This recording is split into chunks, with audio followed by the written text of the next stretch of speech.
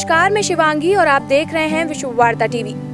वो देश तरक्की की मिसाल लिखते हैं जिनके युवा ऊंची पढ़ाई करके आधुनिक टेक्नोलॉजी के साथ खेती करते हैं। इसी क्रम में आज हम आ चुके हैं लखनऊ से 25 किलोमीटर दूर मोहनलालगंज में, जहां पर पॉली हाउस टेक्नोलॉजी के साथ एक बड़े पैमाने पर खेती की जा रही है। तो आइए जानते हैं पॉली हाउस टेक्नोलॉजी के बारे में।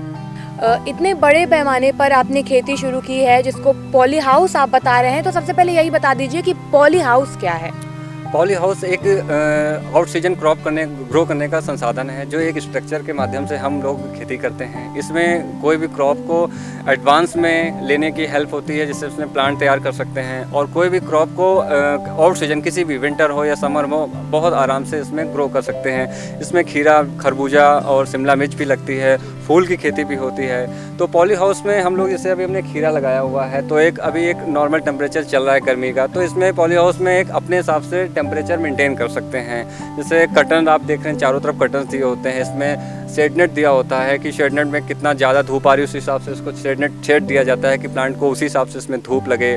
और फॉगर्स होते हैं, एक फॉगर्स के मेन इसमें यूज़ होता है कि अंदर अगर ज़्यादा ह्यूमिडिटी होती है उसको मेंटेन किया जाता है। स्प्रिंकलर लगा होता है, अगर ज़्यादा हीटिंग हो रही तो उस पर स्प्रिंकलर चलते हैं, जिससे कि पूरा पॉली हाउस कोल्ड रहता है। तो ये कोल्ड होने से क्या होता है कि अगर ज़्यादा गर्मी हो रही है तो एक अंदर एक सर्वाइव करने का जो क्रॉप की टेम्परेचर जो एक उनको चाहिए वेदर, वो आराम से इसमें मिल जाता है।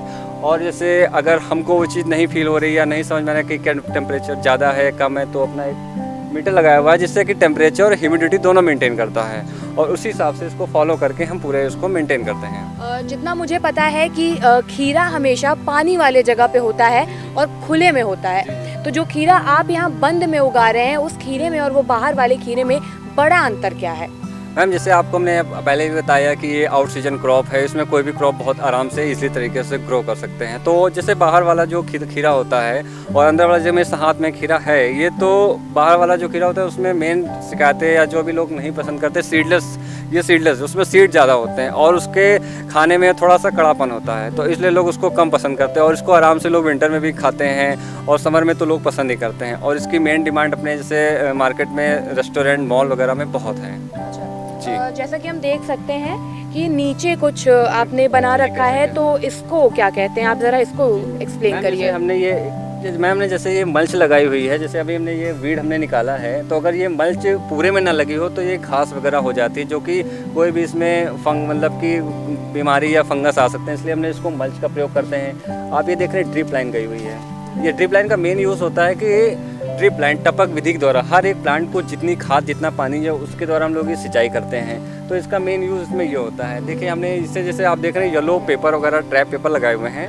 इससे क्या होता है, देखिए पॉली हाउस में मैम ये है कि एक ओपन में जितना ज़्यादा वेदर का, इंसेक्ट का या क्लाइमेट का ज़्यादा दिक्कत होती है, अंदर हम लोग उससे सेफ हो सकते हैं। जैसे बाहर ज़्यादा केमिकल या स्प्रे होते हैं, तो इसमें हम लोग ये सब चीज़ें यूज़ करके कम से कम को हम लोग उसमें यूज़ करें, फर्टिलाइज़र वगैरह और जो भी है, तो जिससे कि एक अच्छी मतलब कि टेस्टी क्रॉप आराम से हो जाए, उसमें ज़्यादा केमिकल युक्त ना हो। जैसे ये पूरा एक आपने डोम टाइप का क्रिएट किया हुआ है जिसको पॉली हाउस का नाम दिया गया है, तो क्या ये सारी क्रॉप जो आपने यहाँ लगाई हैं, या आम लोग इसको अपने घर पे भी लगा सकते हैं? मैम, लगा सकते हैं, बस ये है कि वैरायटी का डिफरेंट रहता है, तो घर पे भी लगा सकते हैं। जैसे कि जो हर एक कंपनी की अपनी अपनी क्रॉप की वैरायटी, पॉली हाउस की अलग आती है, ओपन की अलग आती है। ओपन वाली जो लगती है वो आराम से घर में लग सकती है। अच्छा, चलिए, अगर लागत की बात करें तो एक सीजन में कितनी लागत आपकी इसमें लगती है?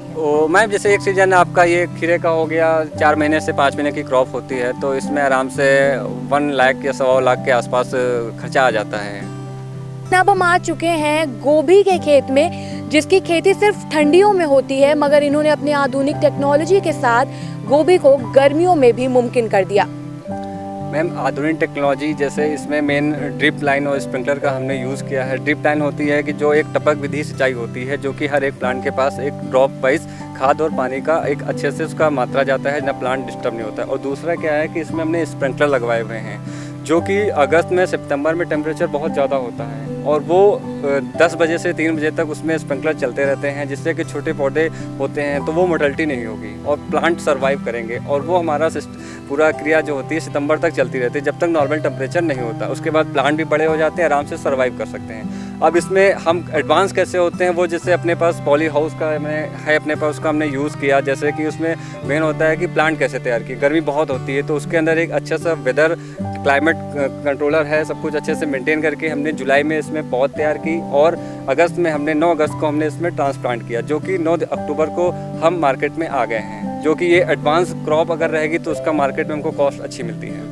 जैसे आपने गर्मी में ही ठंडी की सब्जी को लगा दिया, तो क्या जब हम ठंडियों में सब्जी को खाएंगे तो क्या ये वही स्वाद देगा जो ठंडी वाली गोभी देती है? यस मैम, बिल्कुल, क्योंकि इसमें हमने वो आधुनिक टेक्नोलॉजी यूज़ की है। ठंडा हमने इसको मेंटेन बनाया हुआ है यहाँ पे, और जो उसमें फर्टिलाइज़र और जो भी हमने खाद इसमें यूज़ की है तो उसमें न्यूट्रिएंट वगैरह होते, तो टेस्ट मैम सेम रहेगा, उसमें कोई दिक्कत नहीं आएगी। तो क्या आपने शुरू से इसको यहीं बाहर ही लगाया हुआ था या फिर आपने कुछ और इसमें टेक्नोलॉजी अपनी इस्तेमाल करी है? मैम इसमें जैसे बाहर इसमें ट्रांसप्लांट कर दिए, उसके बाद हमने जैसे आपको बताया ना स्प्रिंकलर के हेल्प से हमने उनको प्लांट को सर्वाइव कराया, जो कि अगस्त और सितंबर में बहुत ज़्यादा गर्मी होती है। उनको हमने स्प्रिंकलर को दिन में यूज़ करते हुए सर्वाइव किया अच्छे से, और ड्रिप का एक लाइन बिछाने से ये होता है कि ना पानी ज़्यादा होता है ना कम होता है, प्रॉपरली जितना प्लांट को चाहिए एक टाइमिंग होती है कि हाँ 30 मिनट चलाना है या 1 घंटा चलाना है, उस हिसाब से इसमें मैनेज कर लिया और बहुत अच्छे से क्रॉप तैयार हो जाती है।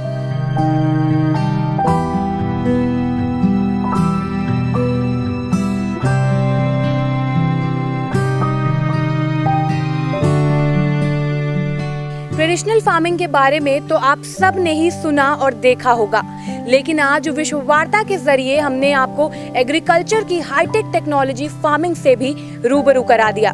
फिलहाल के लिए इतना ही। ऐसी ही और एक्सक्लूसिव खबरों के साथ हम फिर से होंगे हाजिर। कैमरा पर्सन सत्यनारायण के साथ मैं शिवांगी, विश्व वार्ता, लखनऊ।